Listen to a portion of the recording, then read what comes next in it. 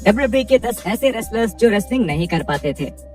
Number 10, Eva Marie. जब 2013 में Eva Marie ने डब्ल्यूडब्ल्यूई टीवी पर अपना डेब्यू किया, तब डब्ल्यूडब्ल्यूई की आदत थी ऐसी फीमेल रेसलर्स को पुश करने की जो रिंग में अच्छा नहीं करते थे। डब्ल्यूडब्ल्यूई की माने तो मैरी को फैंस ने बहुत पसंद किया था, लेकिन जब भी वो रेसलिंग करती थी वो बिल्कुल खराब होता था। मैरी मेन रोस्टर पर कुछ ज्यादा ही पहले आ गई थी और जैसे ही बेल बजती थी ये बात साफ समझ आ जाती थी। उन्होंने NXT में भी थोड़ा समय बिताया, लेकिन इससे उनकी काबिलियत में कोई असर नहीं दिखा। कोविड-19 के दौरान मैरी को एक दूसरे रन के लिए वापस भी लाया गया था, लेकिन वो बिल्कुल नाकामयाब रहा क्योंकि मैरी पहले से थोड़ा भी बेहतर नहीं हुई थी, जिससे उनका ये दूसरा रन सबके वक्त की बर्बादी बनकर रह गया। नंबर 9, द ग्रेट खली। 2006 में डब्ल्यूडब्ल्यूई में आने के बाद द ग्रेट खली को अंडरटेकर के कट्टर दुश्मन की तरह प्रेजेंट किया गया। खली बहुत विशाल दिखते थे क्योंकि वो 7 फीट लंबे थे और डब्ल्यूडब्ल्यूई ने उनका प्रेजेंटेशन कुछ ऐसे किया था जिससे वो एक बड़े स्टार लगने लगे थे। दिक्कत ये थी कि खली बिल्कुल भी रेसलिंग नहीं कर पाते थे। उन्हें डब्ल्यूडब्ल्यूई के बड़े रेसलर्स के साथ रिंग में डाला गया था, जैसे कि अंडरटेकर, रे मिस्टीरियो और बैटिस्टा, लेकिन इतने बड़े सुपरस्टार्स भी खली के साथ एक अच्छा मैच नहीं कर पाए। एक परफॉर्मर के तौर पर खली कुछ खास नहीं कर पाते थे, लेकिन इसके बावजूद भी डब्ल्यूडब्ल्यूई ने खली को एक पुश दिया और 2007 में वो वर्ल्ड चैंपियन बने। ये एक ऐसा वर्ल्ड टाइटल रेन था जो एक भी फैन देखना नहीं चाहता था और इस रेन से खली की कमियां साफ नजर आने लगी और ये एक इशारा था इस बात का कि विंस मैकमैन को बिल्कुल भी अंदाजा नहीं है कि फैंस को क्या देखना है और क्या नहीं।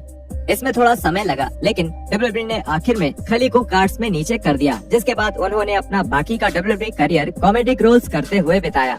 हालांकि रिंग में उनकी काबिलियत हमेशा से उनकी कमी रही है, लेकिन अपने करियर में वो एक बेबी फेस के तौर पर थोड़े सफल जरूर हुए हैं और डब्ल्यूडब्ल्यूई के इंडियन मार्केट में खली का फेम किसी से नहीं छुपा है। Number 8, giant Gonzales. डब्ल्यूडब्ल्यूई कई बार अंडरटेकर के साथ काम करने के लिए अजीब रेसलर्स को लेकर आई है और 90s में वो जायंट गोंजालेस नाम के ऐसे ही रेसलर को लेकर आए। कद काठी में काफी बड़े होने के बावजूद भी गोंजालेस अंडरटेकर के साथ रिंग में काम करने वाले सबसे खराब रेसलर्स में से एक थे। एक अच्छा मैच करने की अंडरटेकर की इतनी कोशिश के बाद भी 1993 के उनके मैचेस बहुत खराब हुए थे। सैम रॉबर्ट्स से बात करते हुए अंडरटेकर ने खुलकर गोंजालेस के बारे में बात करी और उन्होंने कहा कि गोंजालेस के साथ काम करने में उनके करियर के बहुत साल खराब हो गए। उस पूरी चीज ने मेरे कई साल बर्बाद किए। मैं आज ज्यादा अच्छी हालत में होता अगर मैंने उसके साथ वो प्रोग्राम नहीं किया होता।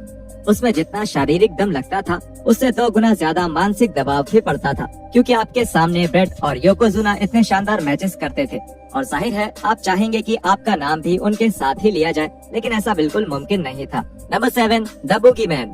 बूगीमैन को बहुत कम ट्रेनिंग के साथ ही रोस्टर पर भेज दिया गया था और उन्हें तुरंत ही एक बड़ा पुश भी दिया गया था। बूगीमैन का किरदार अलग था और ऑडियंस को भी ये पसंद आया था, लेकिन बाकी सभी सुपर नेचुरल किरदारों की तरह ही इस किरदार को भी रिंग में रेसलिंग करनी पड़ी और उसके बाद ही इसका सारा ऑरा खत्म हो गया। बूगीमैन डब्ल्यूडब्ल्यूई के उस लेवल का रेसलर नहीं था जैसा कि सारे फैंस चाहते थे और बुकर टी और JBL जैसे रेसलर्स के साथ उसके मैचेस बहुत फनी होते थे। आखिरकार बूगीमैन को कार्ड में नीचे कर दिया गया और इसकी एक वजह भी थी, क्योंकि डब्ल्यूडब्ल्यूई उन्हें किसी भी हाई प्रोफाइल फ्यूड में बुक नहीं कर सकती थी, क्योंकि उन्हें पता था कि आखिर में उस मैच में कोई दम नहीं होगा। रेसलिंग में एक शानदार और अनोखा गिमिक होना बहुत जरूरी है, लेकिन रिंग में उनकी काबिलियत भी उनके किरदार जैसा ही होना भी उतना ही जरूरी होता है।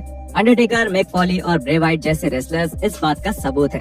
उनके किरदार और गिमिक्स तो शानदार होते ही थे, लेकिन उसके साथ ही रिंग में वो किसी के साथ भी एक शानदार मैच करने के काबिल थे। Number 6, Nathan Jones. डब्ल्यूडब्ल्यूई में ऐसा कई बार हुआ है कि वो किसी रेसलर को देखते हैं और ये अनुमान लगा लेते हैं कि वो इस दुनिया का सबसे बढ़िया रेसलर बन सकता है। ऐसा अनुमान बस उनके अपीयरेंस को देखकर ही लगाया जाता है। डब्ल्यूडब्ल्यूई के पुराने एरा के दौरान ऐसा बहुत बार होता था जब विंस मैकमैन को अपने टॉप रेसलर्स का अपीयरेंस एक ही तरह का चाहिए होता था। 2003 में Kurt Angle, Brock Lesnar, Rob Van Dam और बुकर टी जैसे सारे ही रेसलर्स को कंपनी में सबसे ज्यादा पुश मिलता था और ऐसे ही मानसिकता के साथ नेथन जोन्स का भी डेब्यू कराया गया था। जोन्स बहुत डरावने दिखते थे और बिल्कुल नए होने के बावजूद भी उन्हें अंडरटेकर के साथ प्रोग्राम में डेब्यू करवाया गया।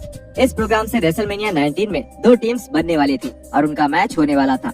रेसलमेनिया 19 से कुछ समय पहले ही डब्ल्यूडब्ल्यूई को समझ आ गया कि जोन्स इतने बड़े मैच के लिए तैयार नहीं थे और उन्हें रेसलमेनिया के प्लान से हटा दिया गया। उसी साल 2003 के अंत में जोन्स ने कंपनी में फिर से अपना डेब्यू किया और इस बार वो एक हील के तौर पर आए। इस हील टर्न से उन्हें रिंग में पहले से ज्यादा समय मिला और हालांकि वो कर्ट एंगल और क्रिस बेनवा जैसे बड़े रेसलर्स के साथ मैचेस कर रहे थे, लेकिन जोन्स ऐसे बड़े मैचेस के लिए बिल्कुल भी नहीं बने थे।